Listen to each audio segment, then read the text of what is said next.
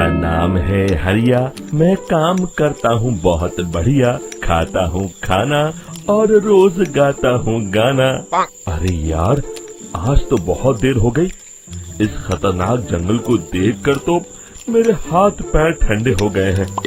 अगर मैं वक्त पर गांव नहीं पहुंचा तो मालिक बहुत नाराज हो जाएंगे। तभी हरिया को एक आवाज सुनाई देती है। सुनिए हरु जी। अरे, ये आवाज किसने दी? तभी हरिया को सामने कुछ दूर एक औरत खड़ी दिखाई देती है। अरे भाई, ये औरत अकेली इतनी रात को इस जंगल में क्या कर रही है? चलकर पूछना पड़ेगा।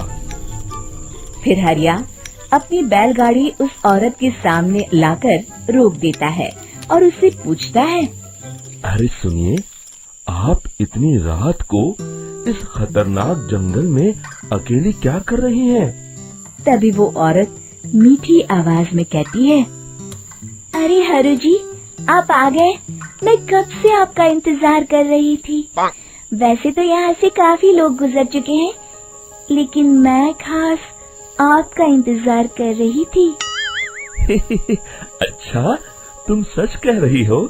मुझे तो यकीन नहीं हो रहा है। वो क्या है ना, आज तक किसी ने मुझसे इतने प्यार से बात नहीं की। हाँ हाँ हरु जी, मैं सच कह रही हूँ। अब देर मत करिए और जल्दी से मुझे मेरे घर तक छोड़ दीजिए। हाँ हाँ, कौन सी बड़ी बात है, अभी छोड़ देता हूँ। आप मेरे पीछे बैलगाड़ी में बैठ जाइए और मुझे रास्ता बताते चलिए। फिर वो औरत हरिया की बैलगाड़ी में बैठ जाती है और हरिया बैलगाड़ी हाँकता हुआ आगे चल पड़ता है। फिर उस औरत के बताए हुए रास्ते पर चलते चलते हरिया बैलगाड़ी लेकर एक काली गुफा के आगे आकर रुक जाता है। हरिया उस औरत से पूछता है, हाँ देवी जी, आपका घर कहाँ है? यहाँ तो एक गुफा के अलावा और कुछ नहीं है। तभी अचानक वो औरत हवा में उड़ने लगती है।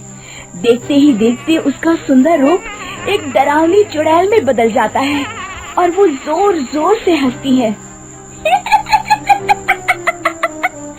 अरे तू तो एक नंबर का बेवकूफ निकला। तू तो बड़ी आसानी से मेरी बातों में आ गया। अरे मर गया रे, ये तो एक चुड़ैल है। हे भगवान बचा ले, ये तो बड़ी डरावनी दिखाई दे रही है। और फिर अगले ही पल हरिया की बैलगाड़ी में रखा सारा सामान हवा में उड़ता हुआ उस काली गुफा के अंदर चला जाता है और वो चुड़ैल भी उस गुफा के अंदर जाकर कहीं गायब हो जाती है। हरिया ये नजारा देख बुरी तरह घबरा और परेशान हो जाता है। अरे, ये चुड़ैल तो मेरा सारा सामान लेकर गुफा में गायब हो गई। अब क्या होगा? अगर मैं गांव खाली हाथ गया तो मालिक मेरी अच्छी खबर लेंगे। मेरी इस बात का कोई यकीन भी नहीं करेगा। फिर आखिर वही हुआ। हरिया के मालिक चंपक सेठ को हरिया की किसी भी बात पर रत्ती भर भी यकीन नहीं हुआ। चंपक सेठ को लगा हरिया झूठ बोल रहा है और उसने ही लालच में आकर सारा सामान हड़प कर लिया है।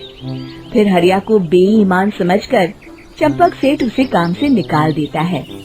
अगले दिन अपनी दुकान में परेशान बैठा चंपक सेठ गुस्से में बड़बड़ाता है। अरे, दुकान में तो सामान बिल्कुल भी नहीं है। अब मुझे ही शहर जाकर सामान लाना होगा। फिर वो अपनी बैलगाड़ी लेकर शहर चला जाता है।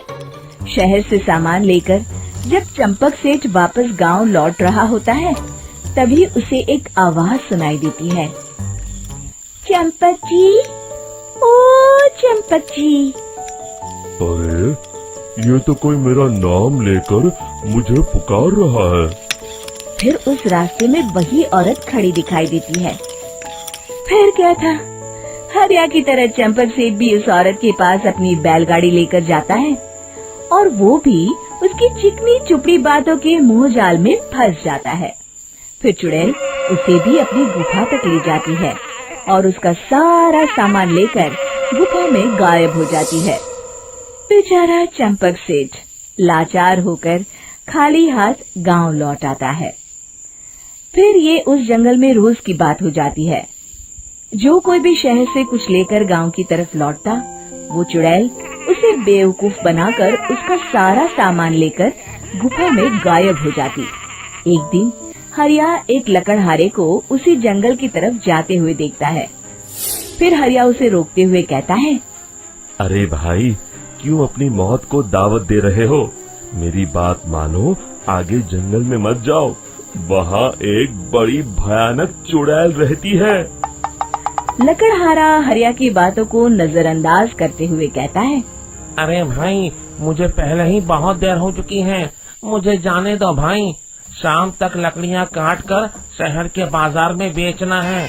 तुम अपनी ये कहानी किसी फुर्सत में बैठे इंसान को सुनाओ, मैं तो चला। इतना कहकर लकड़हारा वहाँ से आगे जंगल की तरफ चला जाता है। फिर अगले दिन गांव के मुखिया के घर के बाहर बहुत सारे लोग जमा हो जाते हैं। तभी हाथ में कुल्हाड़ी लिए खड़ा लकड़हारा कहता है, अरे मुखिया जी, अब आप ही हमें बचाइए उस जंगल वाली चुड़ैल से। हमारा सारा काम तो शहर से ही होता है। अरे मुखिया जी, उस चुड़ैल की वजह से तो मैं पूरी तरह बर्बाद हो गया हूँ। हम सबको मिलकर उस चुड़ैल का कोई इलाज करना पड़ेगा। तभी भीड़ में खड़ा वीरा कहता है, आप लोग चिंता मत करिए, कल से वो चुड़ैल किसी को नहीं लूट पाएगी। मेरे पास एक बहुत अच्छी तरकीब है। तभी चंपक सेठ उसका मजाक उड़ाते हुए कहता है, अरे तेरा नाम वीरा है तो क्या हुआ? तूने अभी उस चुड़ैल को देखा नहीं है? जाकर अपना काम कर, बड़ा आया। तब मुखिया जी कहते हैं, नहीं चंपक सेठ, मुझे लगता है हमें इस लड़के को एक मौका देना चाहिए। फिर सभी गांव वाले मुखिया जी की बातों से सहमत हो जाते हैं और वीरा शाम को एक बैलगाड़ी में कुछ सामान लादकर उस जंगल की ओर चल देता है। वीरा, ओ वीरा, कहाँ जा रहा है?